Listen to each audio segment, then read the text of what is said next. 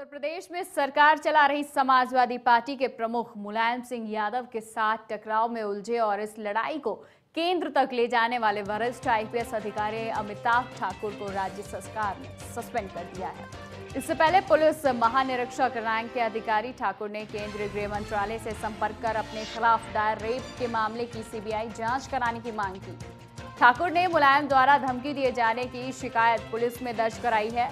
लखनऊ में जारी की गई एक आधिकारिक विज्ञप्ति में कहा गया कि राज्य सरकार ने ठाकुर को दायित्व निर्वहन में कोताही, अनुशासनहीनता, सरकार विरोधी रुख अपनाने और हाईकोर्ट के आदेशों की अवहेलना के प्रथम दृष्टया आरोपों को लेकर तत्काल प्रभाव से निलंबित करते हैं।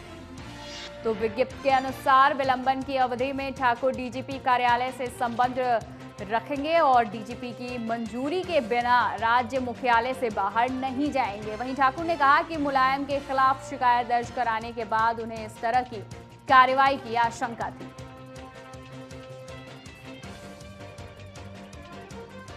तो उन्होंने कहा, मुझे आशंका थी कि मेरे खिलाफ आपराधिक मामला दर्ज किया जाएगा या विभागीय कार्रवाई की जाएगी। मेरे खिलाफ जो फर्जी मामला दर्ज किया गया है उसके सामने विभागीय कार्रवाई कुछ नहीं है।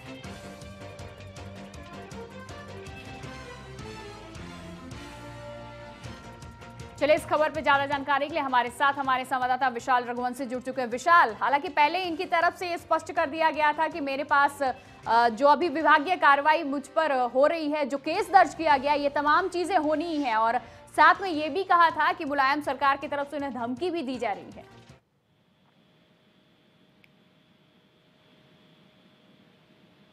विशाल, जिस तरह से यूपी सरकार के खिलाफ इन्होंने आवाज उठाई है, क्या लगता है ऐसे क्या संदेश जाएगा यूपी के निवासी को उन्हीं के सरकार को लेकर?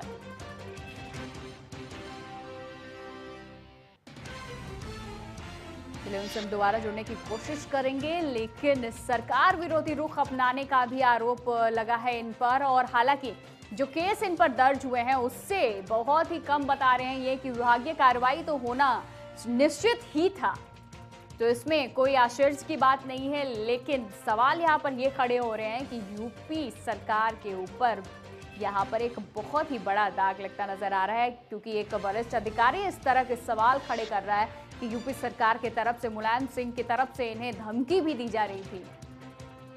चलिए, विशाल हमारे साथ एक बार फिर से जुड़ चुके हैं। विशाल, अनुशासनहीनता के आरोप में ये सस्पेंड किए गए हैं। हालांकि इन्होंने पहले ही स्पष्ट कर दिया था कि जिस तरह के जो रेप का जो मामला है, जो चीजें इन पर आरोप लगाई गई हैं, विभागीय कार्रवाई सामान्य है, उसके लिए पहले से ही मानसिक रूप से तैयार थे।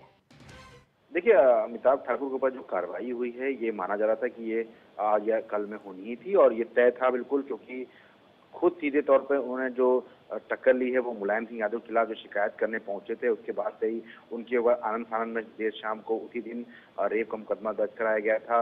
ये पूरी शुरुआत,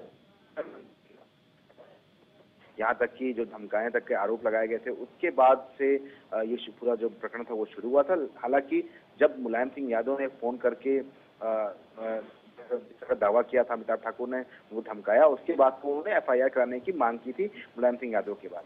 लेकिन जब इस पूरे मामले में जब एफआईआर दर्ज नहीं की तो उन्होंने कहा कि हम दिल्ली जाएंगे, केंद्र सरकार से मदद मांगेंगे और उनसे कहेंगे कि हमको सुरक्षा मुहैया कराइए ताकि उनकी जान को जो खतरा है वो ना हो सके।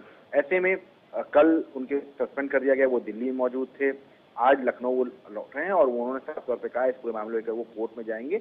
लेकिन हाँ, एक कंडीशन ये लगाई गई है कि अब वो डीजीपी हेडक्वार्टर में ही अटैच रहेंगे और बिना डीजीपी के अनुमति के वो कहीं भी नहीं जा सकते हैं। तो ये एक टर्म्स एंड कंडीशन जो लगाई गई है, इससे साफ है कि शायद पूरी तरह से उनको पकड़ में रखना चाहती है यूपी सरकार। यही वजह है कि आईपीएस अमिताभ ठाकुर को सस्पेंड कर दिया गया है, उनको अटैच कर दिया गया है डीजीपी कार्यालय से। और फिलहाल देखना ये हुआ क्योंकि इस प्रकरण के बाद से एक और आईएएस सूर्यप्रताप सिंह उनके फेवर में खड़े हो गए हैं। यूपी सरकार के खिलाफ उन्होंने मोर्चा खोल दिया। तो अब ब्यूरोक्रेसी के बीच की जो एक बात आती है हमेशा की, ब्यूरोक्रेसी और राजनीतिक जो लोग हैं उनके बीच की जो लड़ाई होती है, घमासान होता है, सरकार सीधे लोहा लेने की जो कीमत होती है वो अमिताभ ठाकुर ने फिलहाल चुका दी है, अपना सस्पेंशन उन्होंने करा दिया है। लेकिन हाँ, ये देखना होगा कि दुर्गा शक्ति नागपाल का जिस तरह से निलंबन हुआ था, जिन्होंने सरकार के खिलाफ जो अवैध खनन कर रहे थे उनको खिलाफ एक बड़ी कार्रवाई की थी, उनको निलंबित कर दिया था और सरकार बैकफुट पे आई थी। अब ऐसे में देखना ये होगा कि अखिलेश यादव अपने पिता मुलायम सिंह यादव के जो पूरे प्रकरण में शामिल होने की जो बात की जा रही है, जो दावा किया जा रहा है, उस पर क्या एक्शन लेते हैं,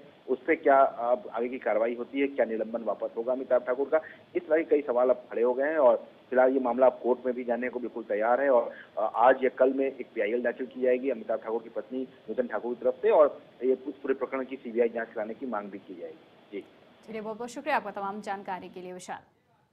तो इन तमाम आरोपों के बीच एक बड़ा सवाल सरकार पर भी इन्होंने खड़ा किया है कि मुलायम सिंह की तरफ से इन्हें धमकी भी दी जा रही थी।